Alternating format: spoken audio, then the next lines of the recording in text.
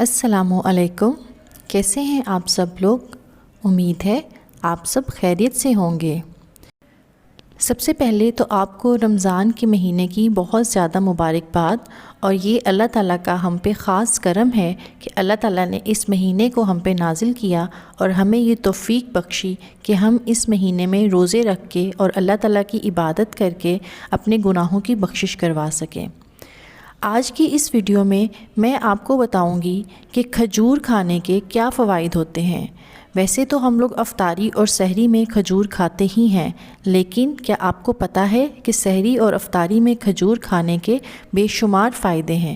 تو آئیے شروع کرتے ہیں۔ بسم اللہ الرحمن الرحیم۔ حضرت سلمان بن عامر رضی اللہ تعالیٰ عنہ بیان کرتے ہیں کہ حضور اکرم صلی اللہ علیہ وآلہ وسلم نے ارشاد فرمایا، جب تم میں سے کوئی افطار کرے تو وہ کھجور سے افطار کرے، کیونکہ وہ باعث برکت ہے۔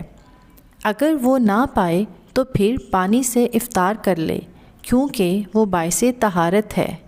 نبی اکرم صلی اللہ علیہ وآلہ وسلم نے ارشاد فرمایا، مومن کی بہترین سحری کھجور ہے۔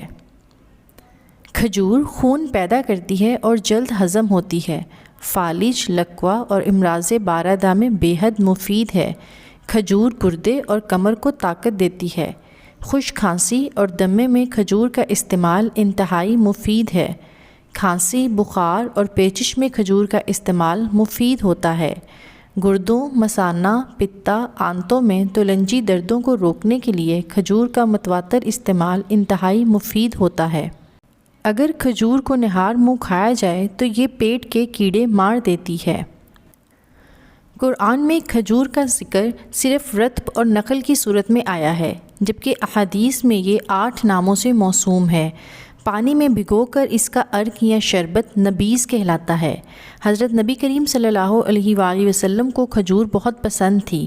حضرت سہیل بن سعد الساعدی رضی اللہ تعالی عنہ روایت فرماتے ہیں کہ میں نے انہیں دیکھا کہ وہ کھجوروں کے ساتھ تربوز کھا رہے تھے۔ ابو داؤد نے اضافہ کیا کہ انہوں نے فرمایا، میں کھجور کی گرمی کو تربوز کی ٹھنڈک سے برابر کر لیتا ہوں، یا تربوز کی ٹھنڈک کھجور کی گرمی سے زائل ہو جاتی ہے۔ حضرت عائشہ رضی اللہ تعالی عنہ بیان فرماتی ہیں کہ نبی اکرم صلی اللہ علیہ وآلہ وسلم نے ارشاد فرمایا، جس گھر میں کھجور ہو وہ گھر والے کبھی بھوکے نہ رہیں گے۔ نبی اکرم صلی اللہ علیہ وآلہ وسلم کھجور کو رات کو بھگو کر اس کا پانی استعمال کرتے تھے۔